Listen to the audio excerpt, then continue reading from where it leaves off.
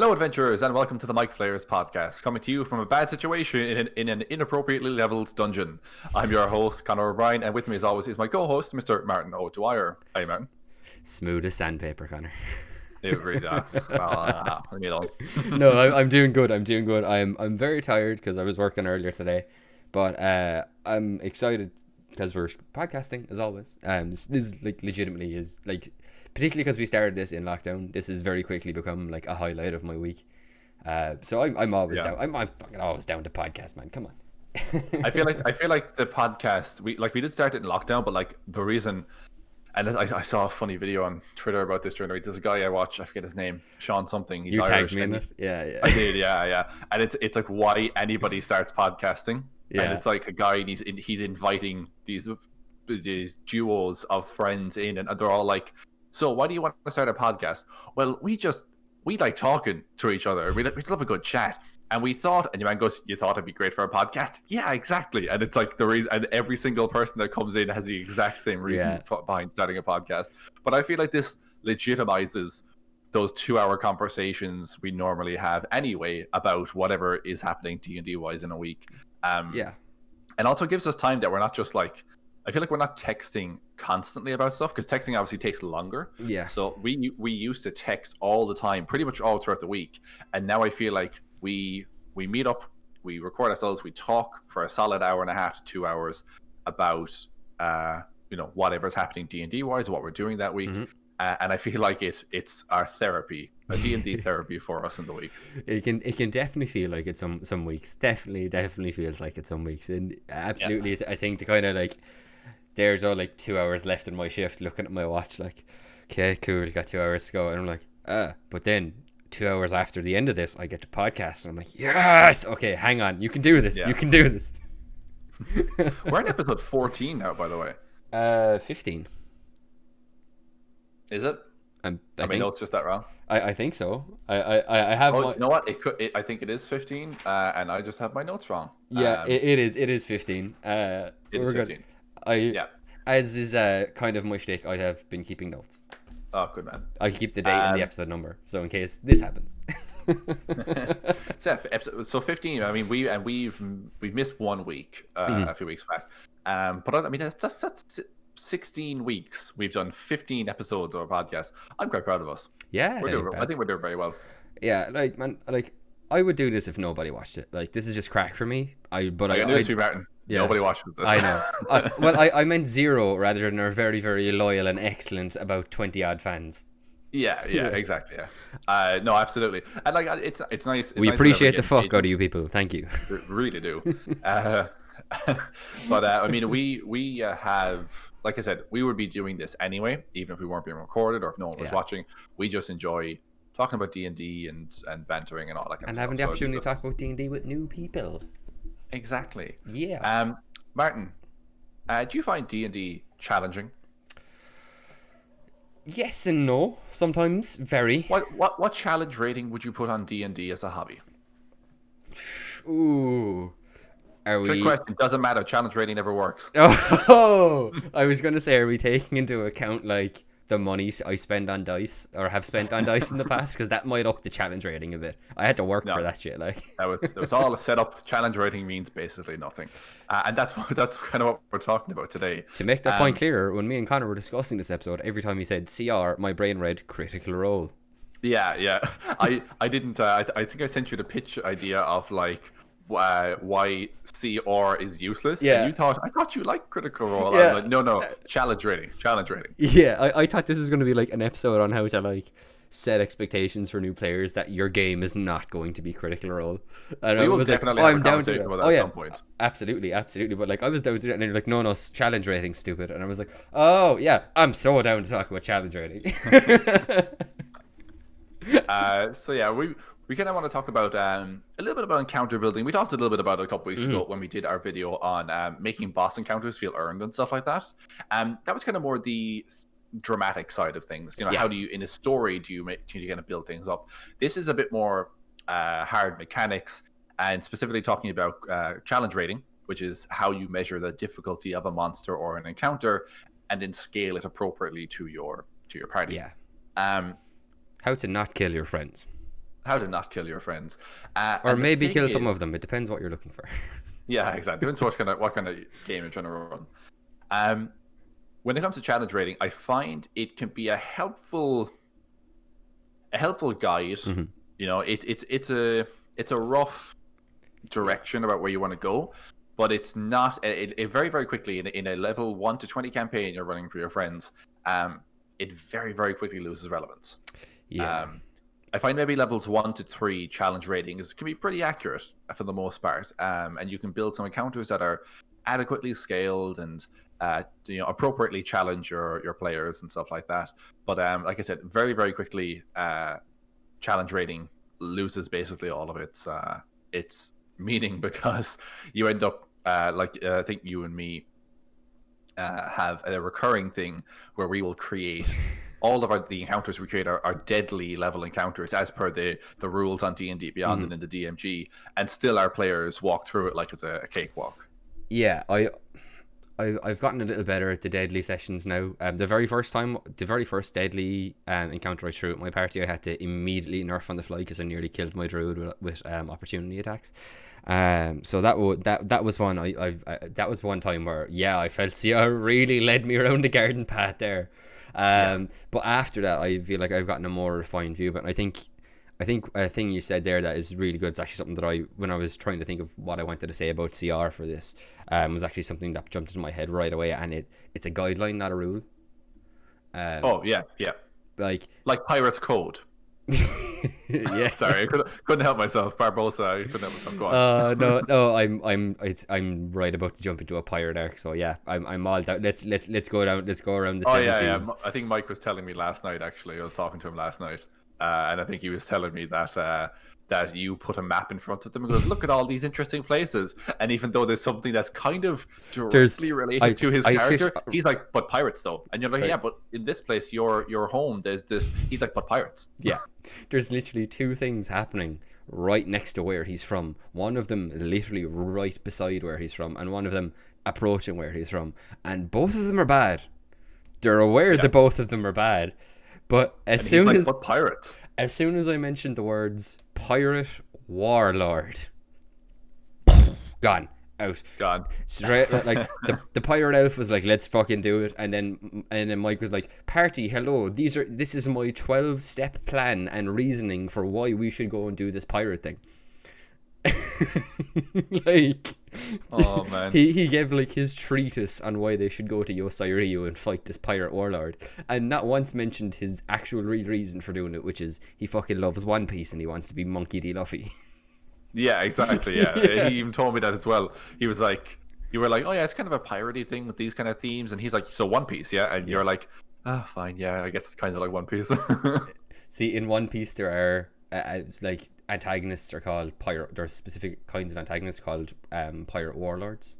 So that just triggered him straight away. Yeah, I don't know how I didn't spot it because I read a lot of One Piece back in the day. I still kind of keep up to date with what's going on in it, and I'm aware of those people as well. And somehow I didn't think in a game with my absolutely One Piece obsessed, one of my best friends who's obsessed with One Piece, that writing the words pirate warlord would immediately make him swerve away from any other plot hints I give. Like they're like 75%. I'm gonna take note of that if I ever try to put a pirate arc in the game. They're like 75% along the way of one particular quest thread, and they've just abandoned it entirely as well to go and be pirates. And you know what? I'm not even that upset because it'll be a lot of fun having them be pirates.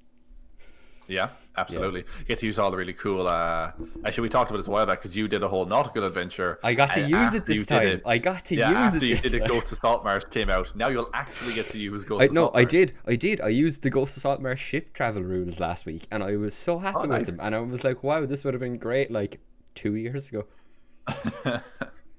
Anyway, sorry, I could entirely derail this there with the pirate stuff, but I was just like, do you know when you're like, do you know when you see like someone was like, "Oh, God, man, like electrocuted to death while peeing on an electric fence," and you're like, "Look at that idiot! How would they ever do that?" It was like that level of stupidity or like blindness to like the obvious that I had there.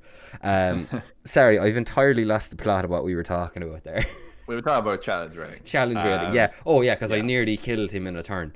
Yeah, definite guideline, not a rule. But one thing I will say is that because I'm like, this is still my first campaign, but when I was very much starting out, stuff, particularly because the D&D Beyond wasn't a thing when I first started building combat encounters. So what I relied on was Kobold Fight Club, which is actually still really good. Oh yeah, I mean it uses the exact same calculations you would in the book, just like D&D Beyond does. So, exactly. So what a lot of the time, what I would do for that is I would set a CR that would be appropriate, and then I would look for monsters that suited the area and like an area that's appropriate, and I would look for something that caught my attention. And if there wasn't anything there, I would maybe set the CR at 1 higher and then look through there.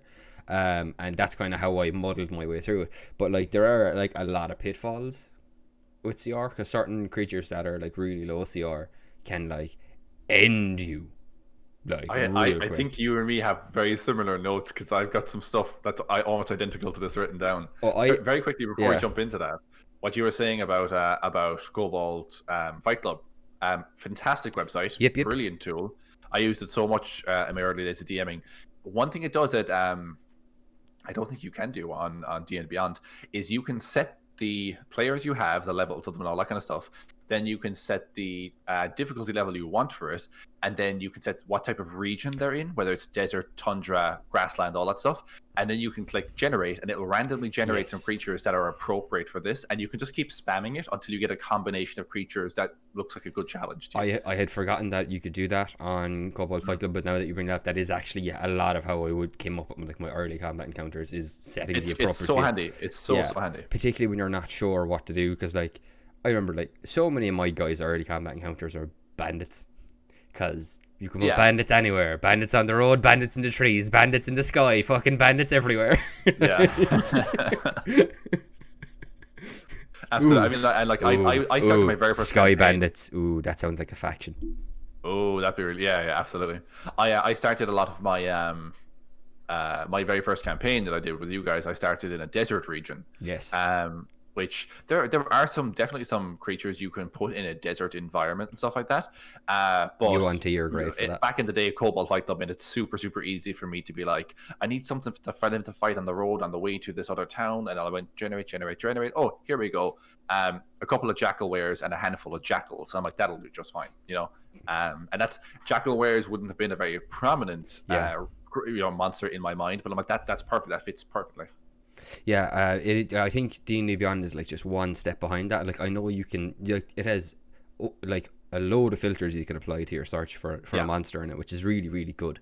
And that's actually how I use it now. Is that like I'll set a CR, and then I'll be like, based on where they are, what could they come across, and then unless I have a particular kind of thing in mind that I want, and then I'll kind of just look through and see what catches my attention, because like I said, I think I mentioned before, I try not to read too much of the monster manual so I don't metagame accidentally for your campaign, which I know it's going to become less and less avoidable as we go on now, just as I kind of use more monsters, but I'd like to slow that process down to retain some of that surprise still.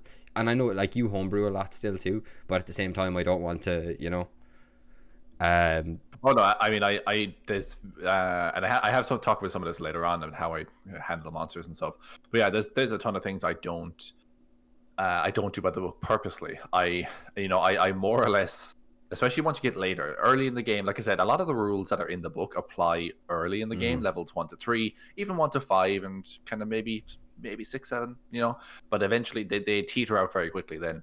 And I will follow CR rules. I will follow how to generate health for each individual monster, whether I take the average or whether I roll dice individually or whatever, all that kind of stuff.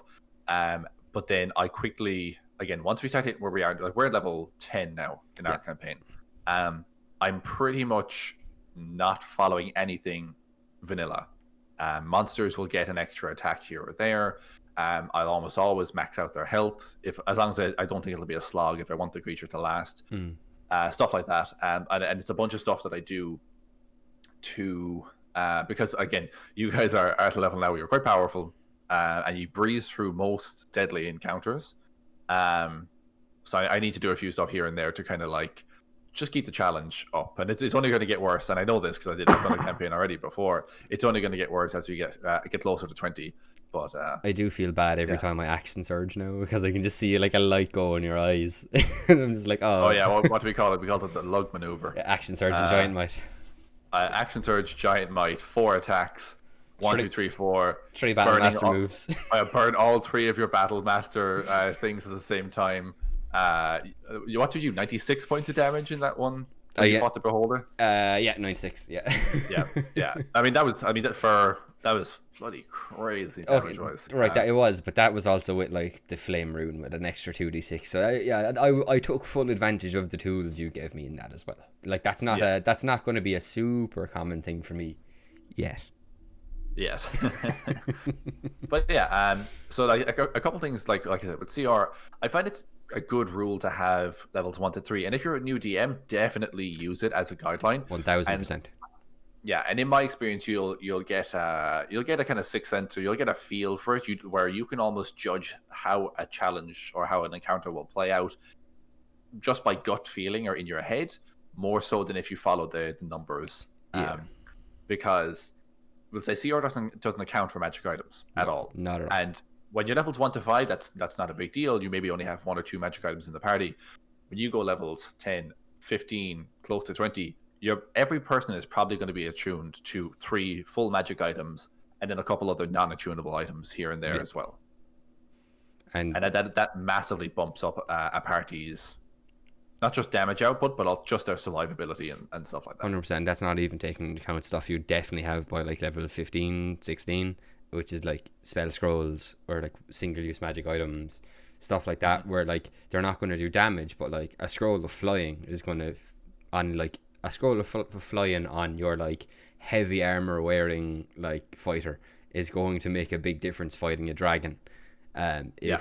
Versus if they don't have it, it's really unimpacted. So yeah, it definitely doesn't take everything into account, but I would definitely say that like and from my experience with it, I did find it extremely useful just to have that as like a guiding hand for what I was trying to build for, like, again, probably mostly those, we'll say like what levels I hung on to for a bit longer than you, so I would say probably like levels 1 to probably up around 7 or 8 I was still sticking pretty close to CR. But now I did find towards the end of that my guys were walking through everything like they were made of paper, which is when I started to kind of crank up the difficulty a bit, and I think I'm getting a lot more satisfying combats both for me and the players now because of that. Yeah, absolutely. You mentioned a little while ago that there's some monsters that, regardless of CR, they might even be relatively low CR, but there's some monsters that have certain abilities and stuff like that it doesn't matter whether you're fighting a level 1 character or a level 17 character. Mm-hmm. These abilities can be super, super deadly, or even just like they can kind of put the situation into a bit of a death spiral. I'm curious. I have 3 monsters I've written down here in my notes. I'm curious what ones come to mind for you when you think about monsters that are, even though they're maybe a low challenge rating, they kind of they might end a part, like they might take out a low level party really, really easily. Right. Oh god, I accidentally flashed up a different thing there. That's fine. We will have to do, Connor, you're gonna have to do a tiny bit of editing. I was gonna. The screen will probably go black for a second. It's fine. I have D&D Beyond on my phone. That's grand. Because I was gonna pull up the monsters there just to look at the low CR, because I need to check CRs. But there are 2 creatures I can think of off the top of my head that I have, like, they're very low level. One of them is below 1 CR, and both of them could fucking wipe a party of level 5 adventurers. Go on, hit me. And both of them are like, I said, like, it's like these monsters are my PTSD, and it was like I've been in Nam. Like, it's the Banshee and Shadows. Oh, Banshee is one I missed, but Shadows is the first one I thought of. So with Shadows, they have a thing. They're only a CR half creature, mm-hmm. which if you're making up challenges or challenge encounters for level 1, level 2 parties, that seems totally appropriate. No, they get 1 claw attack, right, which does 2d6 plus 2 necrotic damage. That's fairly hefty for low level parties in and of itself. Mm-hmm. If you get hit by that, you then need to make, I believe it's a con save. Oh no, actually I don't think you do. I think you just take. It just happens, doesn't it? I think it just happened. 1 second now. I think isn't it like you take necrotic damage and your strength score is reduced by a D4, which is huge. Yeah, no save.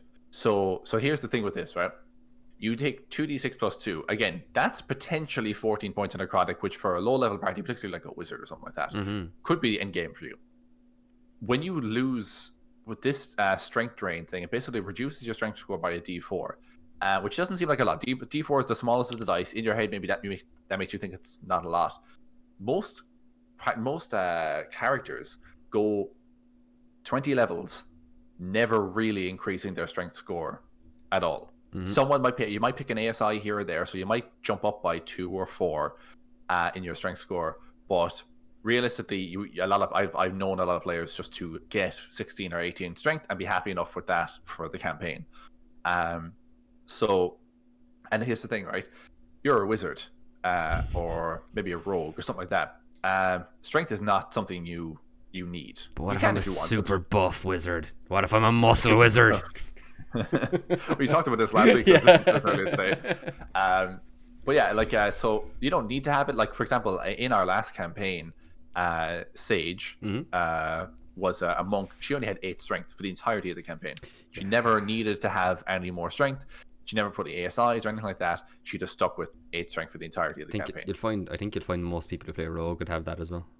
Yeah, exactly. Yeah, and again, wizard, and there's a bunch of other ones you absolutely do not need if you want to put your stats elsewhere for your character. That means that you can potentially be killed outright, because if your strength score gets reduced to 0, you're dead. You die. There's no death saves or anything like that. You straight out die. Again, with 8, you could roll 2 4s, or even like just taking like averages. 3 hits from a thing could kill you if the damage rolled on the necrotic isn't enough. Oh yeah, the strength drain fucking would be, you know. And then on top of that, if you're a strength-based character like a paladin or a fighter or a barbarian or whatever, not only do you probably have more survivability as a result of having a higher strength, but if you lose a d4 here and there each round, every single time that you hit, or you get hit, I should say, your strength score is reduced. That means that when you go to hit next round, you have less chance of hitting that shadow because your strength score, which you use for your weapon, is now reduced.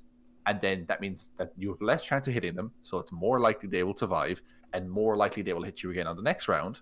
And then if that reduces again, you're even less likely to hit them. And that's just how it turns into a death spiral. Once you start getting hit by them, it just spirals down and down and down, and it's a very quick way to end the party very easily. And as well, if you're strength based, not only does it get harder to hit them, but even when you do hit them, now suddenly you do 2, 4, 5 less damage. Yeah, exactly. Yeah, because your modifier is going to be reduced, and maybe even bumped into the negative at a certain point. So now you're rolling, like, I mean, at a second or third level party, you have a +2 proficiency. If you go to 6 or 7 or lower, actually, in your strength score, it's a -2, meaning you're now rolling a flat 20, because your proficiency and strength will cancel out. You're rolling a flat 20 to try and hit them, and also if you hit with your weapon, you only get the dice damage. You don't get any bonus or modifier to it. Something I just thought of there, and it's not something I've encountered a lot, because generally I play like I generally if I play a strengthy character, if they're strong enough to wear the heavy armor, but say like you're wearing plate and you have 16 strength, and you get tagged by a shadow twice, and each time it takes you down. It's a 16 strength. It takes you down 2 each time, so you lose 4. You go down to 12 strength. Yeah. By the rules of the game, you can't wear your armor anymore. I think what happens is, or do you just get disadvantage? Yeah. So now you can't hit as easily. You do less damage. Now your armor is too heavy for you to make attacks properly, and Jesus, it just the death spiral is the word. I never actually considered that, because you wouldn't even have to go to the -7 to outdo your proficiency. You would just need to drop down to less than 13. 13 is the threshold.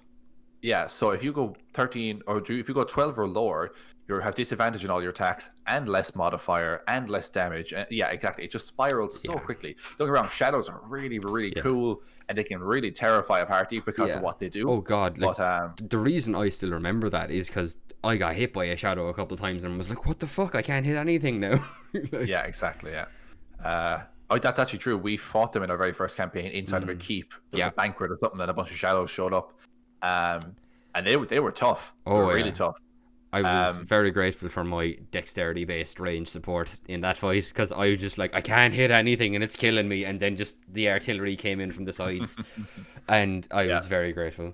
But again, I think I was playing Baskin. I only had like a 12, Mm. so I could have been finished off in 3 or 4 hits if they came after me more. I'm lucky they were aggroing the bigger, tankier fellas, Yes. and I could hang back, throw arrows at them and stuff. But that could have ended very, very differently for any member of the party. Yeah, and like the Banshee then might be in my other one. Is for Yeah, one. I completely spaced on the Banshee.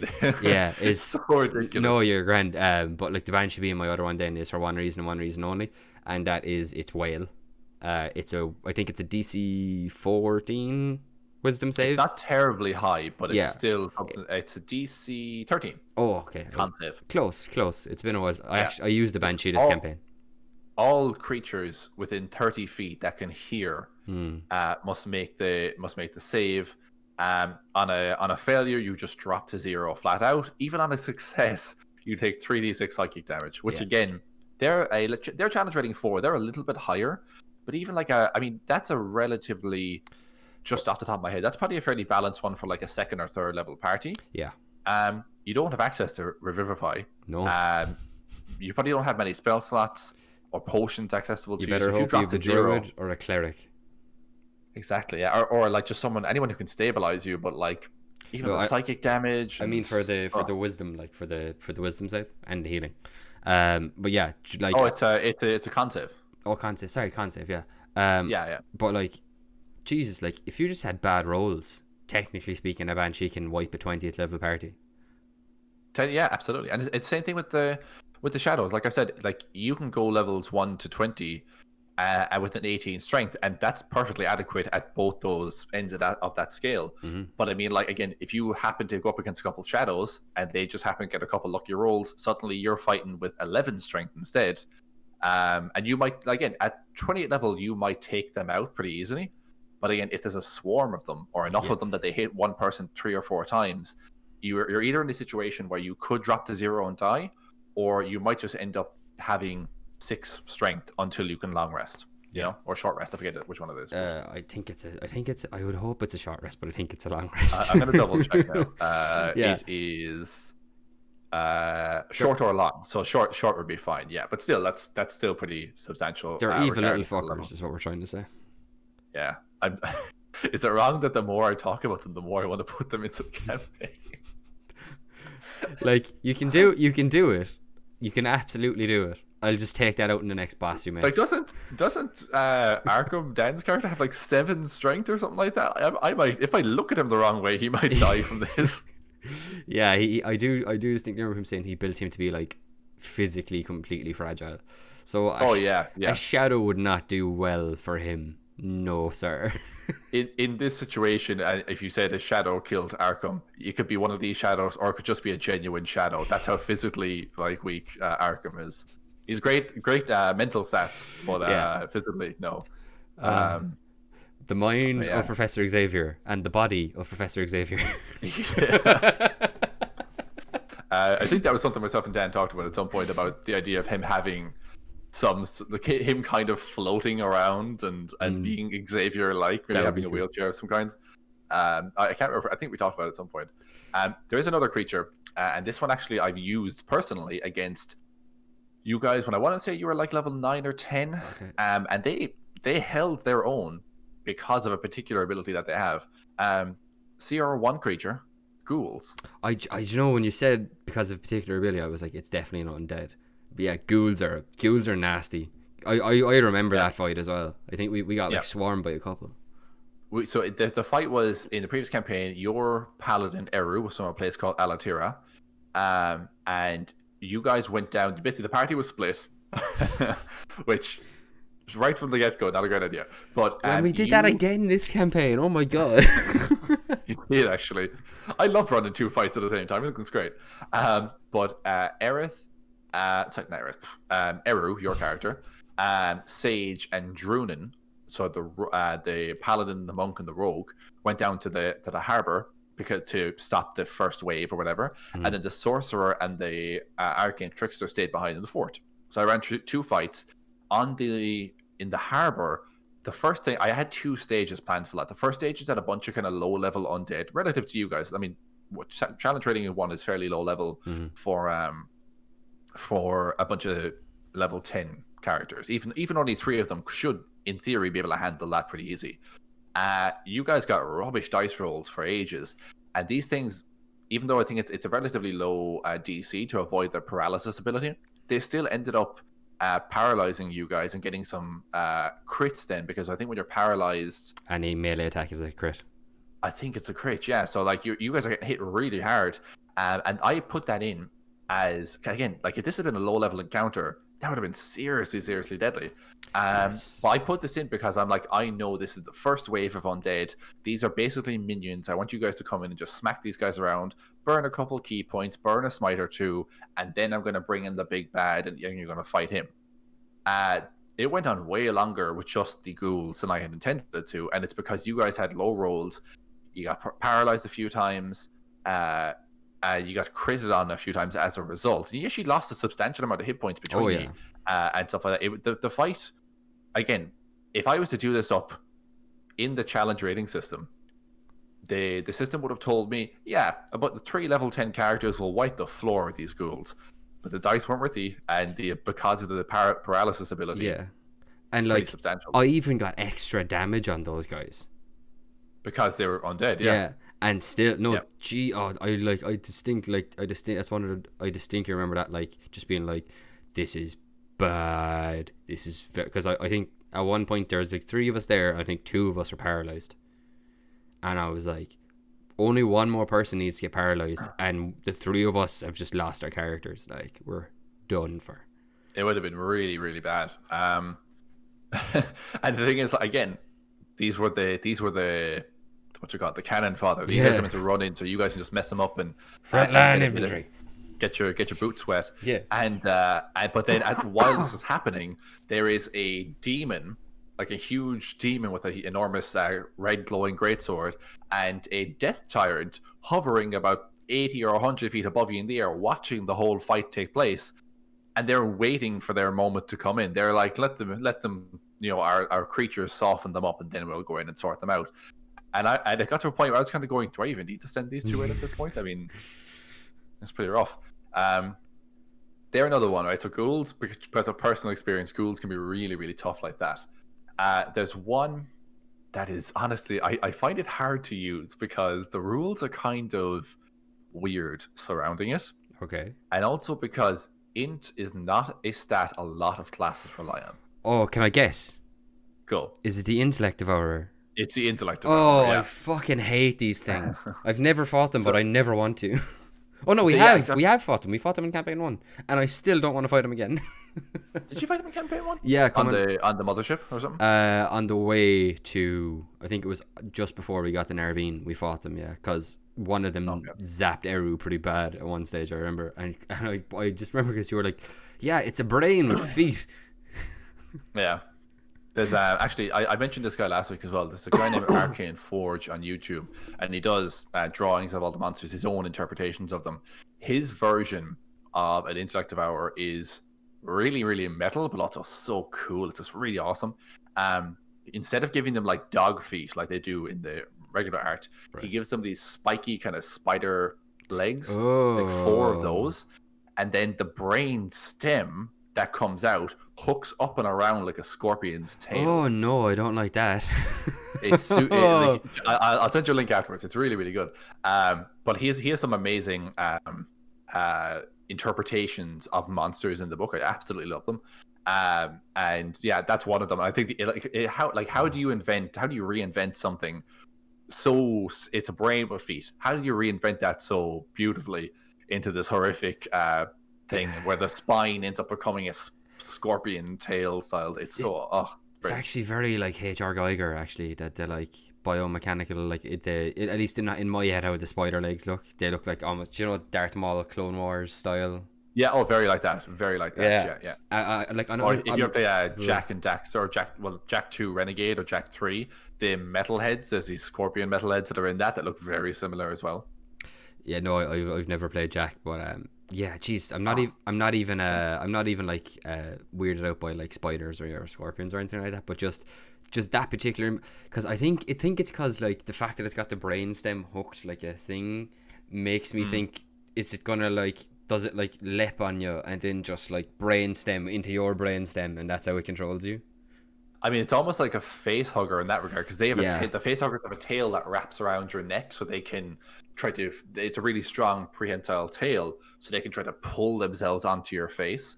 And it kind of reminded me of that as well. And like, man, to look at a face hugger, they're kind of creepy. To see them move in the movies, the way they just kind of flail like that is horrifying. It's the worst part about them, is the way they just flop around all like frantically as they're coming after you. Oh.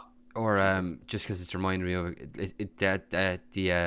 the way you've described it there, the intellect devourer sounds like a high science version of that bit in the Thing when they set the body on fire and the head separates itself, then like goes like boop, boop, onto the ground upside down, and then those huge spider legs just out of the four corners of it.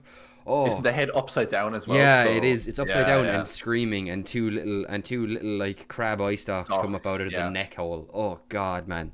Yeah, it's very, very like that. John Carpenter, you're a fucked up genius, and I love you. So like, so for those who are kind of maybe a bit unfamiliar, the Intellect Devourer, it's a challenge rating 2, so it's the highest of the challenge rating creatures we've looked at in these low level, and that challenge rating 2 is still very low level. Sorry, Banshee. Oh, sorry, that's challenge rating 4. I would actually say though, I am more scared by Intellect Devourers than I am by a Banshee.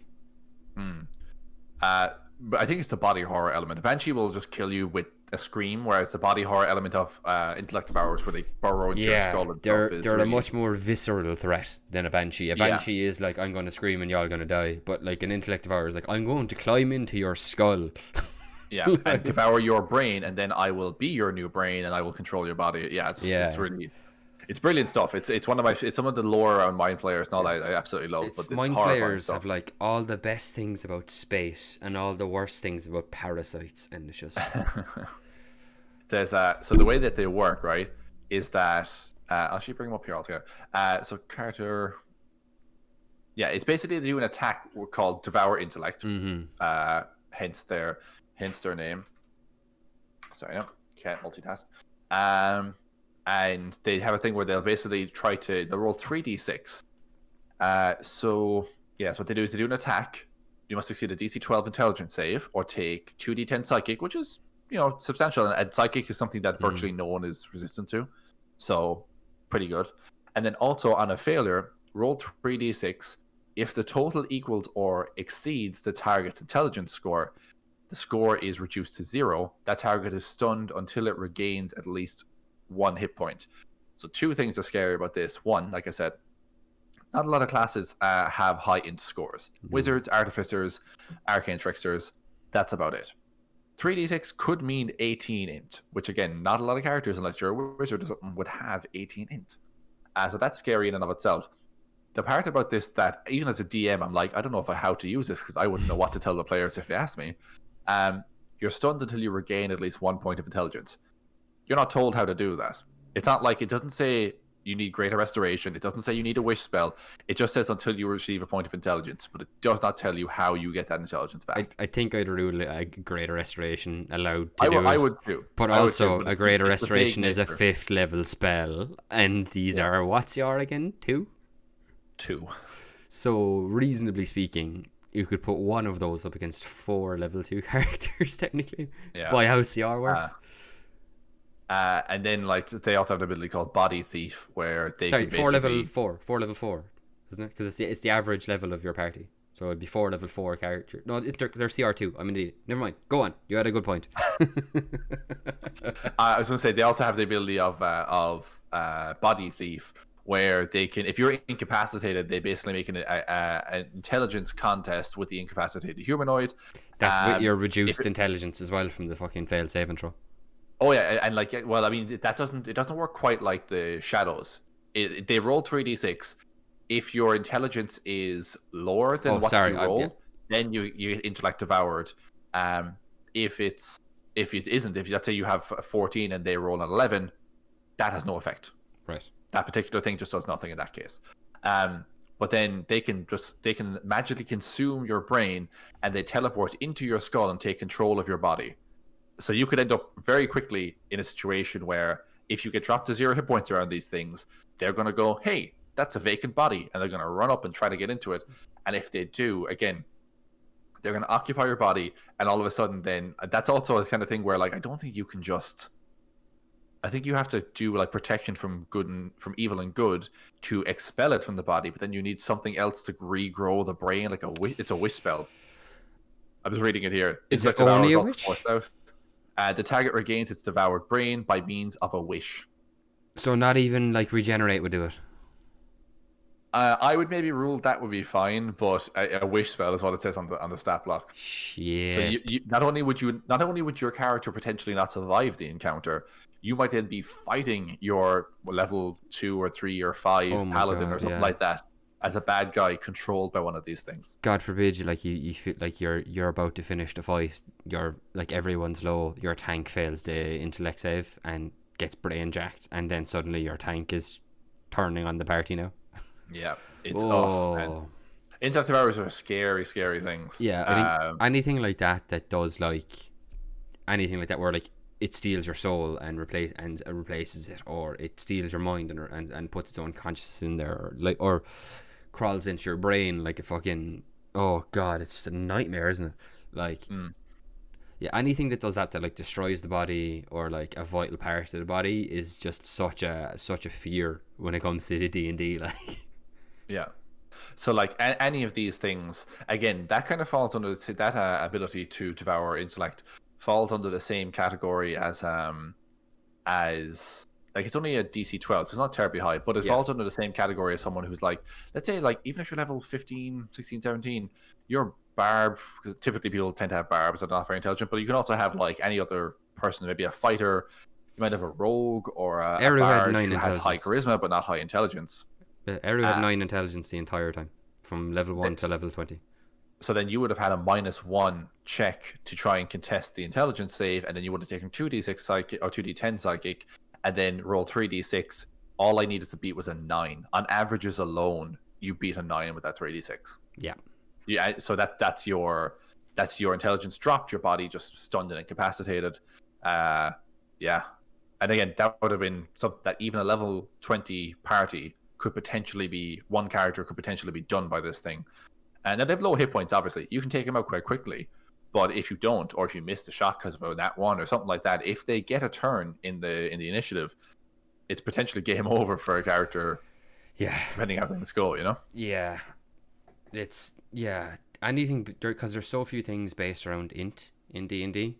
Even on the player side, like there's very few classes that are based in int outside of the wizard.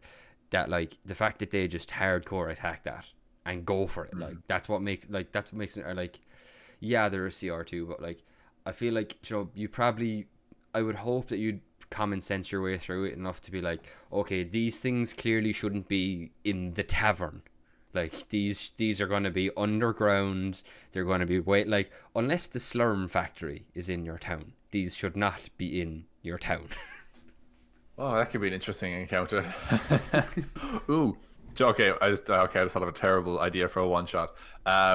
Of you go to like a factory and it's secretly being run by Micflayers, and the I don't know, drinks or whatever that they produce there and they're selling are all have tadpoles in them. So when you drink it, they're infecting thousands of people at a time to become Micflayers. Silent Green. That's the Silent Green is people, isn't it? Yeah. But I'm saying, like, if you want a tadpole, Mindflayer tadpole. God, did Mindflayer tadpoles also fucking skeeve me out something fierce? Particularly, if any of you have ever played Baldur's Gate 3, the opening cutscene of Baldur's Gate 3, your character gets a tadpole put in their head, and oh my god, like I would watch the most horrifying horror movies and not really flinch at them. But like the bit where they put that tadpole on your eyeball and you see the thing like lean its head back and its mouth opens and all the teeth like spin around like a saw and it goes down and the camera oh god. Oh god. A bit on the other person before they do it from your perspective, from your camera. They even have it on their finger and they put it up near the eye of the other person, the Gith who's in the chamber with you. Mm-hmm. What freaks me out about it is it goes, but then it goes flat like a flatworm. Yeah. Like its body goes really flat so you can slink in under the eyelid. Oh man, it's so. I still haven't played that game, by the way. I'm holding off until they release the game in a substantial enough play that I can at least play start to finish. I don't mind if all the classes are there, but I know that only about we could start a Micflayers playthrough of Baldur's Gate. I am down for that. Yeah. Because I would, and actually, they have a great thing where you can do that on stream. Yeah. And you can vote on what you think people should do in the moment. Yeah. So that'd be really, really cool. Yeah, that'd be awesome. Yeah. There's if you want to ever sleep again, don't ever look up. Because do you know what you were saying? The way it like goes flat and goes in, and went inside the eyeball, like really, really freaked you out. I'm not going to enjoy this. Go on. There's a video of a leech getting into a lobster, and it does that.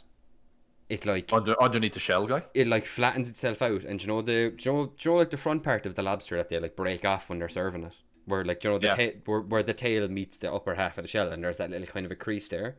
The leech is literally goes like, and then just flattens itself out completely, and just like a credit card under a door. Oh. And I felt, oh my god, I wanted to take a million showers and set myself on fire at the same time. And that would still be less deadly than if you faced any of these 4 creatures. Yes, I would not like to fight a banshee, a shadow, or an intellect devourer. Or a ghoul. Or a ghoul. Christ, not a ghoul. Ghouls are a favorite of mine. I just love ghouls. I think they're such a great undead. They were used really, really well in Shadow of Mordor, I found, because they were like, you know, like individually they were like, yeah, whatever, fucking, just one sword slash and it dies. But then you have to go into a ghoul cave and there's like 30 of them, and you're like, shit. Yeah. And same thing applies in D&D. One ghoul, not that scary, but if there's like 10, maybe run. Yeah.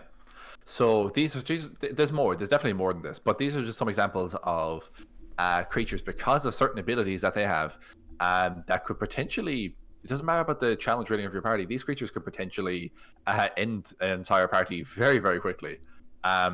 So that's a prime example of why like CR doesn't really work in the long run. Like I said, it's a great framework if you're especially if you're a new DM. It's a great way for you to get your feet wet and kind of get a feel for, you know, creating encounters.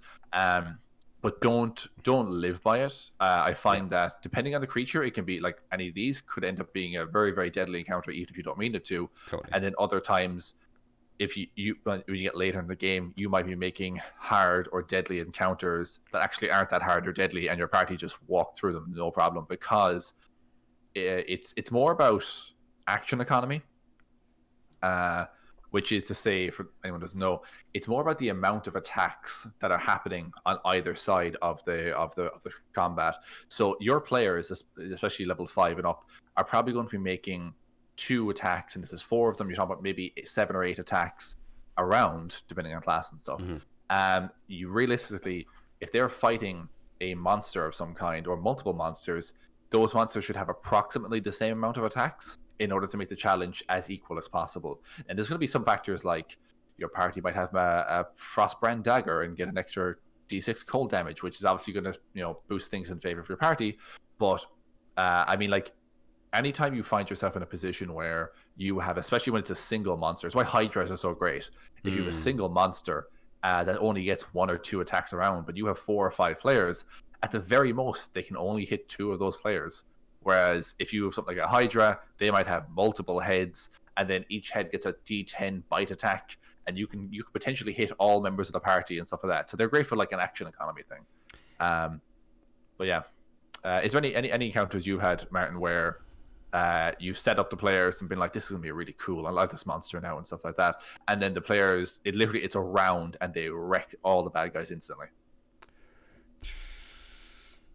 They've definitely done it, because there was a time when I had 2 rogues in my party, so it definitely happened. Been there. Yeah, they've vaporized a lot of things, come to think of it now. But I suppose if it was to be trying to think now of like encounters I've done from my guys recently. In the previous campaign, I had 2 rogues, one using a longbow. I had you as a paladin using a ton of smites, and then I also had a sorcerer who knew disintegrate and a bunch of other high level spells.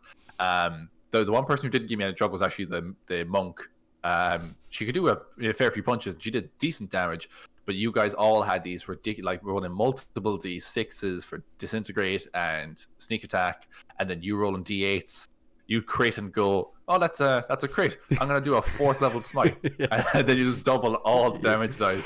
So like, there's definitely been encounters where I've been like, here, fight this really big, awesome bad guy, and he's brimming with muscle, and you see he's got fangs and claws, and you're like, 4th level smite. And then someone else is like, sneak attack. And the other rogue is like, I also sneak attack. Yeah. And then Mike is like, disintegrate. And I'm like, well, that was 1 round of combat. Thanks very much. It's a bit like the party is, I can sneak attack. No, I can sneak attack. No, I can sneak attack. I'm legitimately, I'm going to, give me 2 seconds. I'm actually pulling up my DM notes so I can look. Okay. Yes. Sorry, I literally just remembered because I just saw my folder with like episode with sessions 1 to 10 on it. The first boss fight I ever made for them. This was actually with a different party composition. This is when I had 2 rogues. So I had the swashbuckler rogue, I had a thief rogue, I had a moon druid, and then I had a draconic lineage blue dragon sorcerer. I still have the swashbuckler and the blue dragon sorcerer. The other 2 left the party, and I got the blood hunter and the druid instead. But their first thing, I did like a Blair Witch style arc with them, where people were going missing in this village and people weren't able to sleep because of nightmares. Weird how that comes around again, doesn't it? People weren't able to sleep because of nightmares, and then people started seeing like weird visions of like this woman appearing in the fog on the marsh, on the swamp, that this place was built on. And came through it, and it was a green hag living on a cranog in the middle of the swamp, but her house was covered in mist, so no one could see it, and it was right out in the middle. And because I like cranogs, the way they're set up is that they're like fairly inconspicuous big stones left underneath the surface to make like a path of stepping stones across the water out to the fort. But only the occupants know where the stones are. Exactly. So I was like, that would be a sick idea for the villain hideout. So actually, that's fair. I did that, and then I did like kind of a House of Horrors thing with them as they were going through, finding different things, finding some of the victims. But then it came to the fight, and the moon druid had a staff of the python. So and I think it was a green hag, and the green hag I think only has like 1 attack around, and that's actually, it can do an attack, or it can do invisible, it can turn invisible, it can shapeshift and other things. It's got a lot of cool abilities, but one thing it doesn't have an awful lot of is strength. On the druid's turn, she goes, all right, I'm going to turn my staff of the python into a constrictor snake. And I was like, all right, the snake goes on immediately after your turn. What do you want the snake to do? So she's like, okay, so I'm going to cast this spell, and then on the snake's turn, once the spell hits her, he's going to go up, and while she's distracted by the spell, the snake is going to grapple her. It's going to wrap itself around her. Right, yeah. And I was like, yeah, it's a constrictor snake. Literally what it's born and bred to do. Does it? Yeah. I rolled like a 3 on the strength contest for the hag. So this python just like wraps it up, like in my head it was like cartoon style, wraps it up like arms pressed to the chest and stuff. Yeah. And like she could go invisible, but then there'd just be a floating fucking snake. Yeah. Right. And like I was there and I was trying, so I did the odd attack. I attacked the snake and stuff, but the problem is that she really could not break this fucking grapple for the life of her. And like, I think I got 2 rounds. I think I got 2 rounds out of them, and I think they were like level, I think they might have been level 4, level 4. Yeah, I think level 4, 5 at the very, very most. When I sent them up against the hag, and like literally 2 rounds absolutely destroyed her, because the grapple happened, and then like I had to use actions to try and get out of it instead of attacking the party or fleeing. Yeah. And again, action economy is a thing. And yeah, 2 rogues, moon druid, sorcerer, they fucking annihilated that hag in like 2 rounds. Oh god, it was, and Like you said, the action economy is so important, and when you're burning your action every turn just to escape an effect or overcome something that the players have done. She died wrapped in the snake, and the druid had the snake eater. Just to add insult to injury. I love that though. Yeah. That's not the first time your party has been like, let's feed the bad guy to something. The shark thing. Okay, the second time that was a party member eating someone when they were polymorphed. As a shark when he was polymorphed. Yeah. But after that, Percy the Python, that was his name, became quite an integral part of the druid's battle strategy. It evolved from, I'm going to turn my snake staff into an actual snake and have the snake wrap people up, into, I can turn into a giant ape now, and that's been the story of my campaign since. Oh, gotta love those druids, man. I would love to play druid. Druids are fun as hell. Druids are, and one of the best parts about them, similarly to clerics, is that they get to swap their spells out daily. Yes. Which means like you can be playing one way, the first day, and then the second day you can get rid of everything you don't like in their spells, and pick them all back up again and be able to do like. You might be like, oh, I took this, and this. I didn't really like the spell, so I'm going to drop that and take this instead. And you can have an entirely different play style the next day. It's like the biggest advantage you can have if you know where you're going or what you're going to need to do. Exactly. Yeah, exactly. There's definitely spells, particularly when you're looking at like clerics. If you know you're going up against undead or demons, you can be like, I know that this, and this are really, really effective against undead and demons. I'm going to take those spells today because we know we're going into the hell portal or into the crypts or whatever it is, and you can prep for stuff like that really, really easily. As opposed to sorcerers, which, as much as I like sorcerers, the fact you only get to choose your spells on a level up is really, really restricting. You think you'd be able to do more with that, considering their whole thing is like they have a font of magic inside them, and they're able to use their own natural magics to like modify spells. Is it only? It is only on a level up. Yeah, that you can change your spells on a level up. Oh no, I was going to say, is it only them, or is this? Can bards do it? Bards, I think bards, clerics, paladins, and druids are all. Wizards can technically as well, but they have a limited list they get to select from. But I think all of those are long rest casters that can change their spells every day. Although bard, I think if there was anyone there, I'd say probably doesn't. Maybe bard, but like all of the divine classes can do it. Cleric and paladin can both do it, and druid can do it. Actually, no, bards can't. Bards are level up as well. Yeah, so cleric, paladin, druid. Cleric, paladin, druid, and to a degree wizard. Yeah, they're the only ones. Yeah. I don't know what artificer is, but yeah, I mean it's a real. One of the best things about druids is that, and I mean they've just got, and druids have really diverse. Well, okay, debatable. They've got really good damage spells. They also have some healing as well. They're not really. They're kind of a jack of all trades when it comes to. You can do like heal and like mass cure wounds and stuff like that with druids. Yeah, I mean they don't. I'm just comparing them to like clerics. Oh, sorry. Yeah, they don't have as much as clerics. Yeah, I would go like for healing. I would go like cleric, druid. Yeah, pretty close behind. Yeah, I think like druids are a kind of a jack of all trades when it comes to the types of spells they get. They get like some damage, some healing, some transmutation, and like haste and stuff like that. They get access to as well.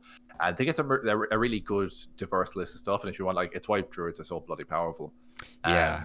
Druids, it's a slow ramp, but once you hit like that level 10 area with a druid, it's like that arc where it starts off slow, but then it scales up really quickly. On the kind of like that graph. Druids are your anime shonen protagonist. for the first 3 seasons, nothing happens, and then all of a sudden they unlock all their hidden powers. They get really badly beat up one day and decide to go, no, actually, I'm strong. Yeah, there's so many times. I bring this up weekly at this point now. Yeah, I am watching Naruto at the moment. I'm on Shippuden. Shall we just start calling this our weekly Naruto check-in? Yeah, we should. Yeah, exactly. I wish he would go full fox more often. He gets the eyes go red every now and again, and he gets the whiskers and stuff. I just wish he'd go full fox more often. Like the fox would take over, and he'd go fucking mental with him more often. Because I love it when he does, when he gets angry. And you're like, oh, he's tapping into that red chakra. Let's fucking go. But then it doesn't. it doesn't happen as much as I would like. But anyway, that's been our weekly Naruto check. Thank you very much. Yeah, I really have to not say anything. Oh no, I know. There's stuff I know is probably coming, but I'm just impatient. Yeah. Martin, I have a couple of tips to throw out, and I'd like to hear some from you if you have some prepared. Oh, by all means. For ways that you can kind of manage other than CR, kind of other rules you can go by. Like, here's the thing: we've done a lot of talking shit about CR in this episode. I don't hold it against Wizards whatsoever because the game is complicated enough that there is no feasible way you could design a simple system for building encounters. It's probably the best case scenario. Given the game we are trying to plan and prep and run, CR as it exists now is probably the best case scenario. It's a good guideline, but it does lose a lot of its potency if you don't learn about a lot of other side skills to go along with it. And some of the ones that I've learned, I wanted to share. So the fact that action economy is way more important.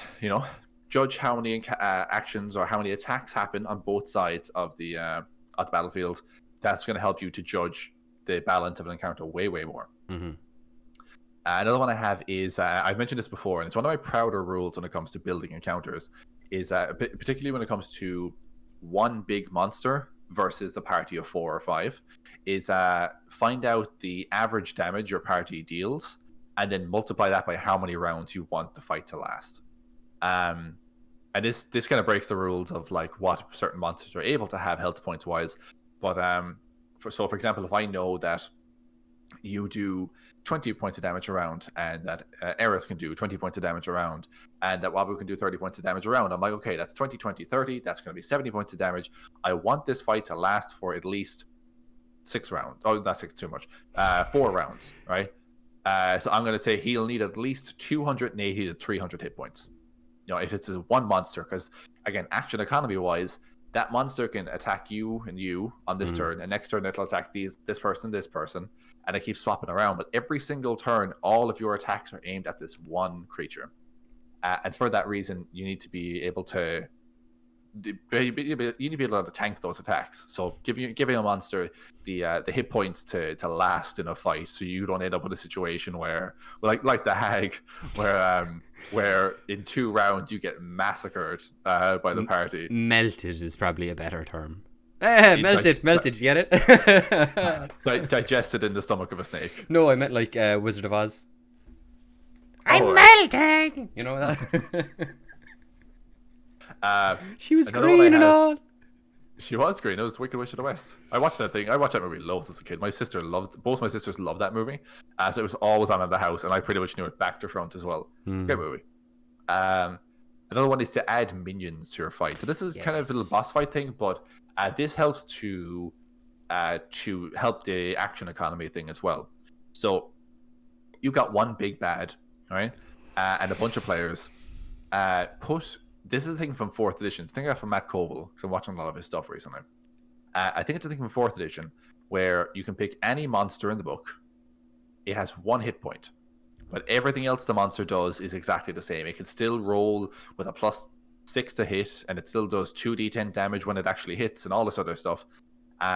It still has whatever auras and spells and all this other stuff it can do. So there's still a threat, but that means that players have to try and use one of their attacks to hit this thing. And if they hit, great, it's dead. Fantastic. If they don't, they've just burnt one of their actions. Even if they hit, they've burnt an action that would otherwise be used to attack the big bad. And you might think to yourself, like, oh, why would you do that if you know the big bad is the main threat and you want to take that guy out? Why would you waste your attacks on something that has 1 hit point? Because they're still a threat. They can still gang up on you. They can still circle around you and get like flanking and all this other stuff. Even those minion characters can be a serious threat to your party, but they act as like action sponges. Yeah, where the party has to burn actions and burn attacks to get rid of these things, otherwise they will overwhelm them. And the players don't know they only have 1 hit point. Exactly. Yeah. Even if the players know, I don't think it's a huge thing because sorry, go on. No, I was disagreeing with you. Yeah, I mean, like, even if a player knows that they only have 1 hit point, I mean, the thing is still a threat. They may have 1 hit point, and you might be able to take it out easily, but you've got to burn an action or burn an attack to take that creature out. Maybe you don't burn your 6th level slot on it, but at the same time, you're still going to have to do something, and that's going to increase the survivability of the main big bad in that encounter. Yeah. Even if you're not burning resources, you're burning time. Exactly, yeah. And that's what your big bad needs, and the other minions that are around the place needs in order to survive the encounter for longer and do more damage to the party and potentially, kill someone or do this or get off a particular spell or something like that. Yeah. Another thing about that Coville brought up in the video, I think it was one of his campaign diaries, was that when you have these creatures, obviously they only have 1 hit point. Normally, when you do something like Fireball, you take damage no matter what. Yeah. He would change. He mentioned changing it so that if they succeed, they just take no damage, and if they fail, obviously they're dead instantly because they failed. But it increases their survivability a little bit and stops someone from just going, oh, so they're here or whatever. Oh, I'll just Fireball this entire group of minions and they'll all die instantly. Some of them might survive based on their dex saves and stuff like that.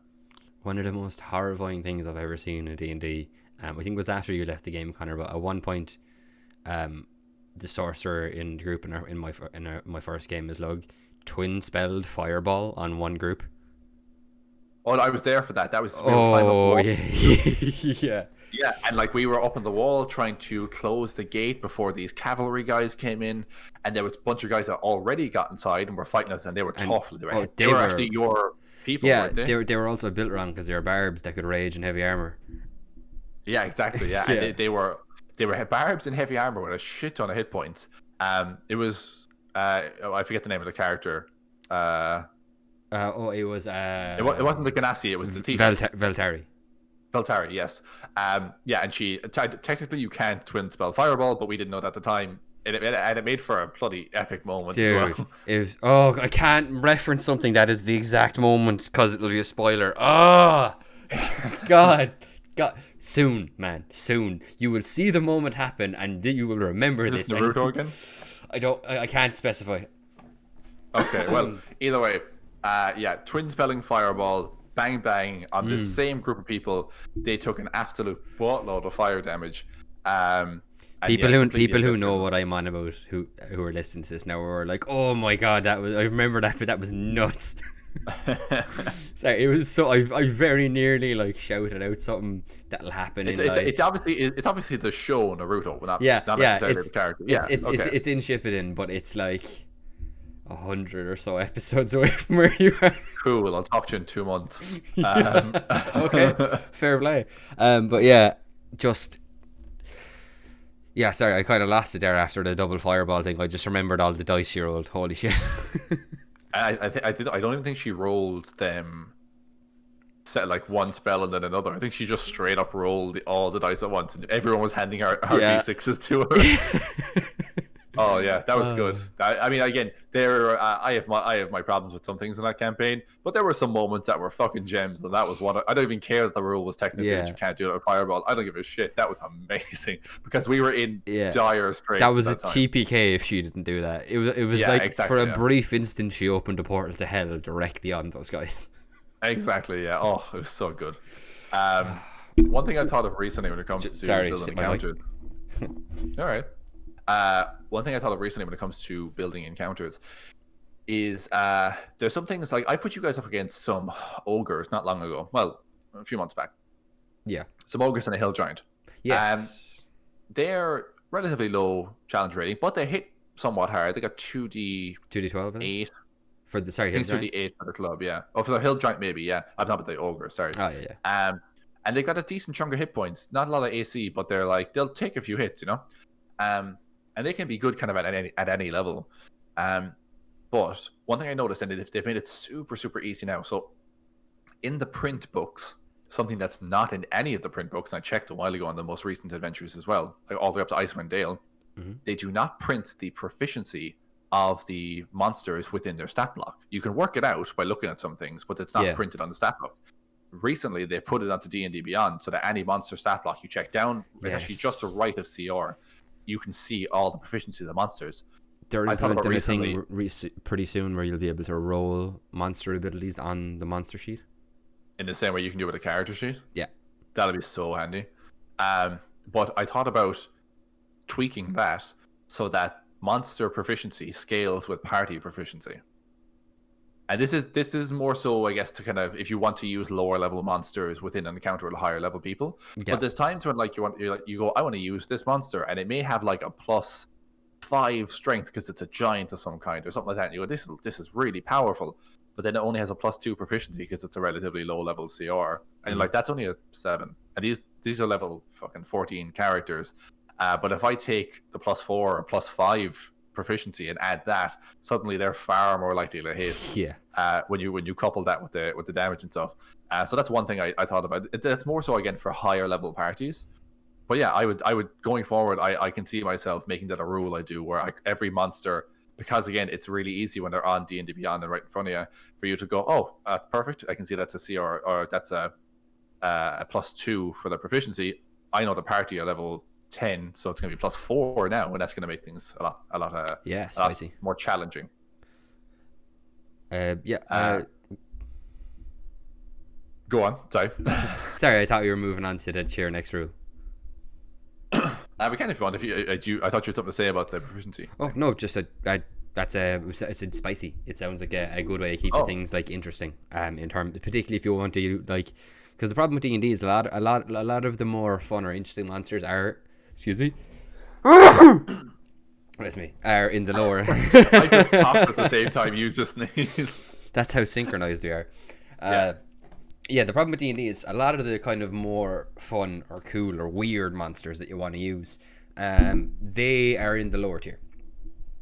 Stuff like your perfect example, red caps. Red caps are fantastic crack to run as a DM, but if you don't catch them at the right time, unless you want it to be a complete stomp, which isn't really what you want out of a red cap encounter. Unless you want it to be a complete stomp, you might you're probably not going to get to use them, or you'll only use them once, or you might not get to use them as you'd hoped. But I think like with that, if you were to scale them with proficiency, red caps hit pretty hard. But if you were to use them for a higher level party with that kind of scaling, I think that could work pretty well. Yeah. I think it just keeps because I feel like a lot of how encounters are made are kind of, it's all judged very much from one side. Players scale up and level up, and that's fine, and the monsters do too, but not always. And again, like you said, sometimes you miss a certain window where you want to use this monster because it makes sense, but you're like, oh, my party are level 14, I can't put them up against a challenge rating 2 monster. They'll annihilate it, Yeah. If you want to use those monsters because they have a certain, like, let's say for example you're doing a quest where you're going up against Micflayers and it's level 13, 14, 15, you're going to want to use Intellect Devour just put their challenge rating 2. A good way to do that would be to buff their proficiency to accompany the fact that they are, to match the player, to accompany the fact that they're more challenging now. You don't have to give more health points or anything necessarily, but I mean it's just another way you can buff things rather than just throwing hit points at something, because I feel like that's a really easy and not always great solution to make things more challenging. I just had an idea there that I think could be quite good. This is entirely me spitballing now, pulling out of the air. But I was just thinking there, when you mentioned Intellect Devours, it was like, suppose if you wanted to use something like an Intellect Devourer, which is only CR2, and you wanted to use it for, like, say, like a level 16 party, something like in the epic level tier. Yeah. What you could do is you could design a scenario where there is either an artificial or man-made hazard that is the real danger, and the way out is either blocked by or road blocked by, like blocked by, or like kind of made more difficult by like a small smattering of Intellect Devourers here and there. Like say you're in an underground fortress and it's collapsing and like there's lava underneath, you're trying to outrun the collapse, and like Lord of the Rings style, you're trying to run up a stair, jump onto another stair, but like on the stairs you need to run up to jump to the next set of stairs to get out, are 3 Intellect Devourers. Yeah, absolutely. I think I get what you're saying. Kind of use them almost as a secondary hazard as opposed to the primary thing. They're not the main threat, but like I think if you were to put them in, like I think even if they had fought Intellect Devourers before, particularly if they had fought Intellect Devourers before, and like someone had gotten hit bad, or almost got taken over, and they're Yeah. there and they're like level 17 and they've just killed like the big bad, or they've just gotten like Indiana Jones style, they've just taken the golden idol off the thing and replaced it with the bag, but the trap goes off anyway and they're trying to get out, and then in the way of the way out are these like 2 or 3 intellect devourers that they've got to either bypass and sneak around or just like fight and smash, and that's gonna buy up time from the trap or collapse that's approaching.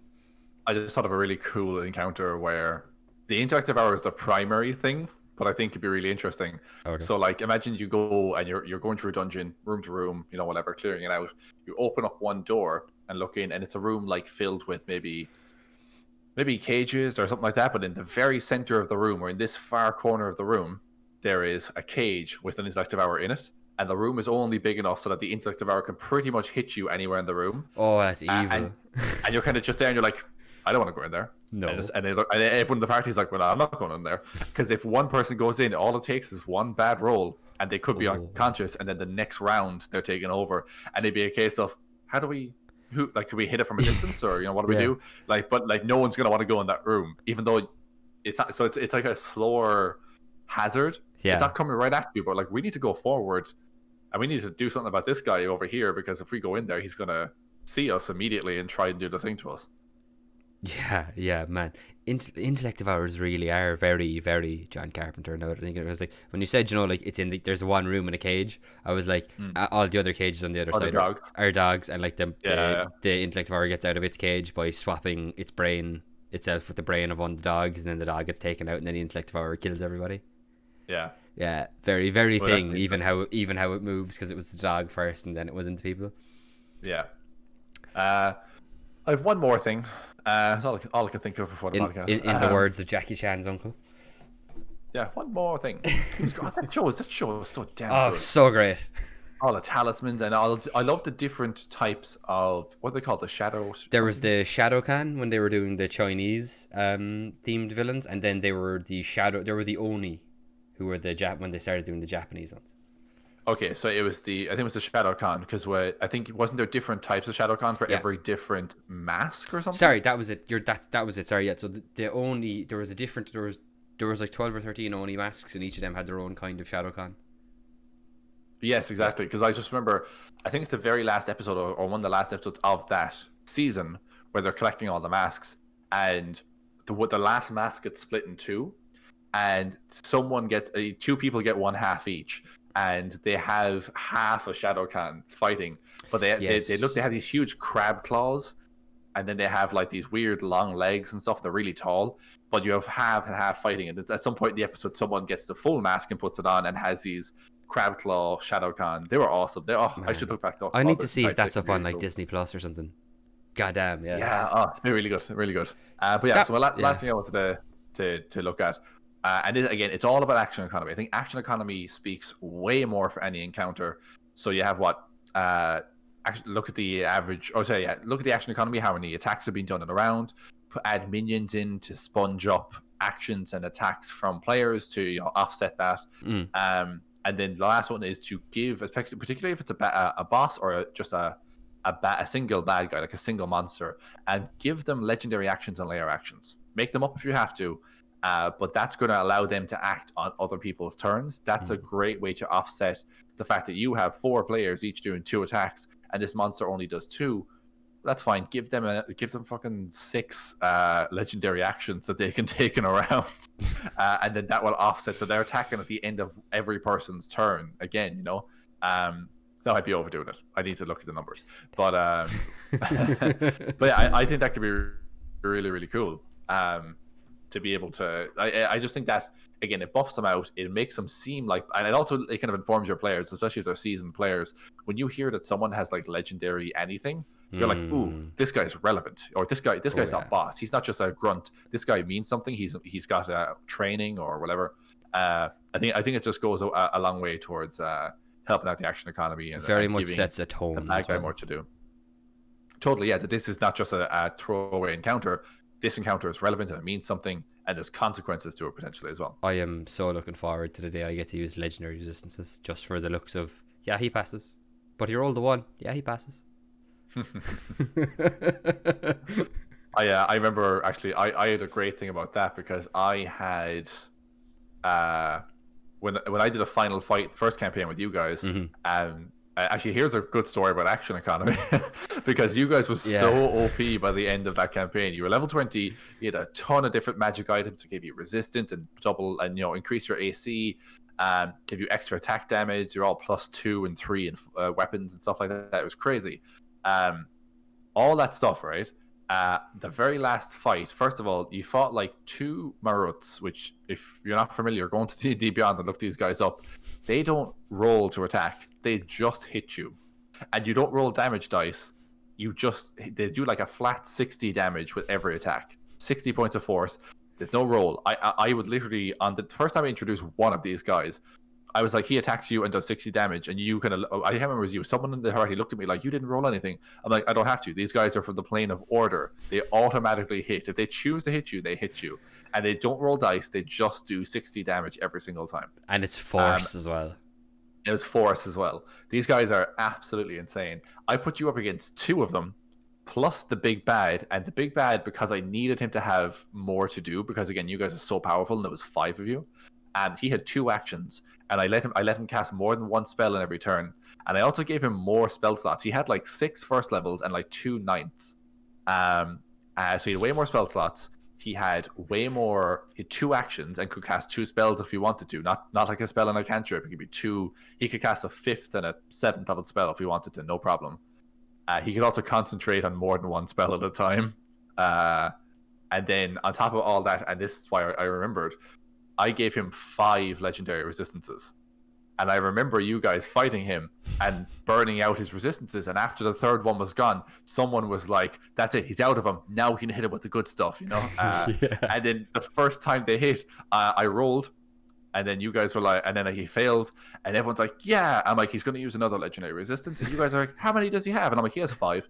But again, most monsters only have 3 legendary resistances at most. But I was like, you guys are so powerful, I needed to keep you on your toes.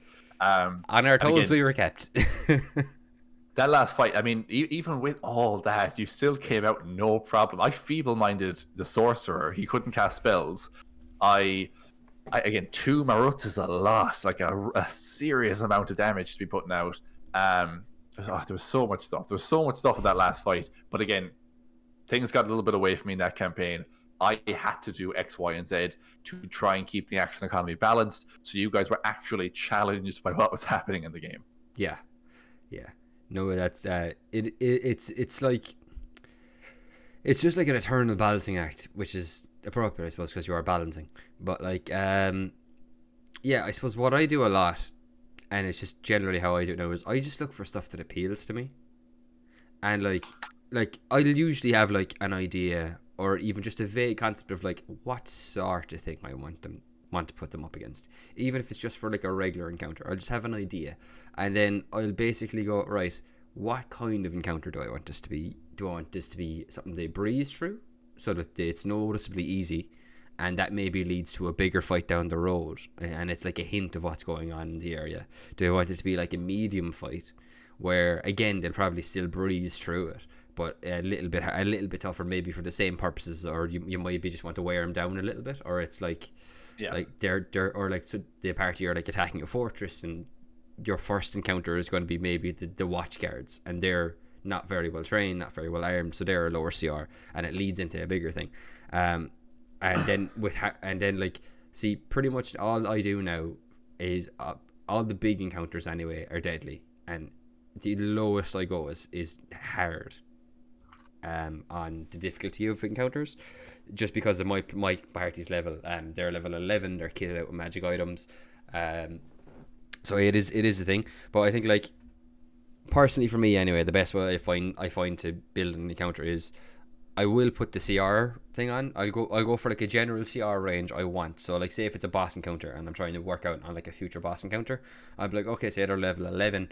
I'll look at stuff between like CR 9 and CR like 13, and I'll have a look at everything that's available there, and based on where they are and what would be there, and if I can't find that, I'll nudge the CR level up another bit, and I'll see if anything appeals to me there. And if it can't, like, I'll basically have a range. So like, I'll go from like 9 to 13, but I might creep it up to 15 over the course of making the encounter, just so I can find maybe something a little better. And you can, like, the DMG has a lot of info about, like, oh, you know, if you think your monster is a little bit weak, add some more health to it. Maybe if you think it's a bit strong, strip back some of the damage, strip down some of the hit points if it's a monster that you really, really want to use. There's even reduced threat versions of certain monsters in the monster manual and on D&D Beyond in the monster section that you can use. Off the top of my head, I know an Aboleth is one of them, and that's a fucking great monster to use as a villain. Oh yeah, definitely. I just thought of something there actually when you mentioned it that completely went over my head. If you're putting your players up against something, any sort of encounter, you also need to factor in what came before, but burning resources. Yeah. And I completely went over my head when I was planning this. You need to, like you said, if you're putting them up against a boss encounter, kind of keep in mind that they had to fight the guards on the outer wall, then they had to fight the knight that was in the Great Hall, and then when they finally get to the roof of the keep and they're fighting the big bad, they've probably taken a couple hits and burnt a couple of key points or spell slots or whatever. So that's something to factor in as well and keep an eye on. Is that something might seem super easy or just about right, like this is just on the what you would deem on the deadly level for your party. And if you go, that's perfect, they'll be able to handle that, no problem. But if they've got 2 other encounters beforehand leading up to that, that could actually be a lot tougher than it seems. Yeah, and I think one thing to keep in mind as well, and I'm only thinking now because it's something I didn't keep in mind for my last big boss fight that I did, and it artificially made things harder, was I only made the room for that boss fight like 60 foot square, or like it was only like 50 foot across wide. So my spellcasters couldn't use a lot of their big AoE damage. I didn't even realize I was doing it until afterwards when I didn't. I was like, oh geez, they're not casting like fireball or anything. And then I was chatting there afterwards, like, oh yeah, I didn't want to do it because anywhere I dropped the fireball, I would hit someone. Like, and so I think like even when you're like actually like drawing out the battle map or whatever area you're going to have the combat encounter in, definitely at least spend like a minute or two just thinking about like making sure that your party has enough space to operate, unless you specifically want to limit the amount of space they have. That can be a big thing. I mean, like you're talking about doing that, so like you didn't mean to, but that can be really good if you're like, I don't want my players using fireball or cloud kill or any of these spells that they're kind of using, and that's fine if you use it outdoors and whatever, but I'm like, I purposely put them in a small corridor with 2 rooms leading off it because I don't want them blasting the entire area. It'll hit them or it'll hit their allies. Another thing you can do, and I've done it from time to time as well, because we have Arkham in our party has a broom. He's pretty much always flying. I've started incorporating more ranged capable fighters in the party. Think people who have bows or spells that can be used at range. Or I put you guys indoors in a narrow corridor or something like that, where you, even if you're flying, you're not higher than 10 feet because the corridor is only 10 foot high. And you can do stuff like that to, I don't want to say stifle your party, but to challenge them in other ways. Like you fly the whole time. Hey, when you're outdoors, by all means, fly up as high as you want and blast people from the air. Fantastic, great tactic. Occasionally, there's going to be situations where you're inside the tavern and the ceiling's not that high, or something like that, and then you need to, you can hover at the ceiling level if you want. But there's going to be people that are able to swing upwards at you with melee weapons still. So that can be. Or one day you'll be outside, sitting on the broom, happy out, blasting away, and then a shadow passes overhead, and you feel talons on your shoulders. Absolutely. You're writing that one down, are you? But Martin. Yes, Connor. That's all the time we have for today. Shit. Sorry, I'm just in that kind of a mood. I was watching a bunch of scary movie clips earlier in the day to make myself laugh. So was I. That's so weird. I saw one clip. I saw the one where it's Kevin Hart and the other fella, and they're like, oh my god, it is Kevin Hart. Oh Jesus. And he's all like, my friend watched that thing last week, and then he woke up dead. He's like, how the hell would he wake up dead? And it's like, because he was alive when he went to sleep, but then he died in his sleep. But then he wouldn't wake, and just go back and forth. It's a really stupid scene, but it's really funny. Oh god, yeah. that was a blast, man. I was actually, to be honest, I didn't think I would have as much to say about CR as I did over the course of this. But yeah, apparently I do, and just a great thing about D&D, even sometimes if you do get the CR a little bit too high or a little bit too low, it can end up making a very memorable moment. Yeah, absolutely. Sometimes it works out great. Sometimes it works out bad, but maybe the fight ends way too quick, but you get a memorable story out of it. I didn't think I had a huge amount to say about this, but I watched a video during the week by XP to level 3, and he had a video that was CR makes no sense. It's very funny. You should definitely go watch it. Seeing myself, can recommend. Yeah, absolutely. It's really, really funny. And they do comedy sketches like this the whole time, and I really enjoy them because they're really true to the game. So in it, he had like them fight something, and then they wiped the floor with it, and then he had them fight this thing that should be within their range, but completely wiped them out in a second. And then like nothing made sense in terms of the CR thing. And that's what gave me an idea for this episode. I just thought it'd be interesting to examine why it doesn't work and how it is useful, and maybe other ways that we can judge our encounters other than simply using the CR rules and the encounter building rules in the DMG. Yeah, totally. Yeah, definitely worth going over. I think it's the thing a lot of people are kind of either nervous about or struggle a little with. Yeah, it can be tricky early on, but I think practice makes perfect and all that jazz, and it really does. And like I said, feel free to use CR for early encounters, but you will get the feel for it. Any DM will get the feel for what works and what doesn't, and what's too strong. It's like a sixth sense after a while. You really get used to it. If I make a if I may make a recommendation as well, real quick, if you're a DM with a Reddit account, r/behind the screen is a really nice community of DMs on Reddit where you can ask for help or advice. So if you don't know any other DMs, but you want to maybe have another DM take a look at something you've made, if you're not sure of it, particularly like a combat encounter you may be nervous about, you could post that to r/behind the screen and ask for some people's opinions and advice on that. And yeah, they're, from my experience using it, the people there are generally pretty nice. That's really cool. That's really good to know. If you have any questions you'd like to ask, stories you'd like to share, or topics you would like us to cover, please tweet us at MicFlayersPod on Twitter. You'll find that on the lower screen. You can also find our podcast on YouTube and Spotify. Martin, where can people find you on the internet? Like yourself, mostly on the Micflayers podcast. But other than that, you can find me on Twitter at So Sorry It's Over, which is boom, right down in that corner there. And yeah, still kind of into spotty with Twitch. So mainly on the podcast and on Twitter. Cool. You guys can find me on Twitter at 0.Conor, ZeroPointConor, 1 N, very important. And also here on the Micflayers podcast every Friday at 6 p.m. Irish time. So guys, thank you so much for watching. I hope you enjoyed the podcast. It's a goodbye from me and a goodbye from Martin. Bye. And we'll see you all next time. Later, folks.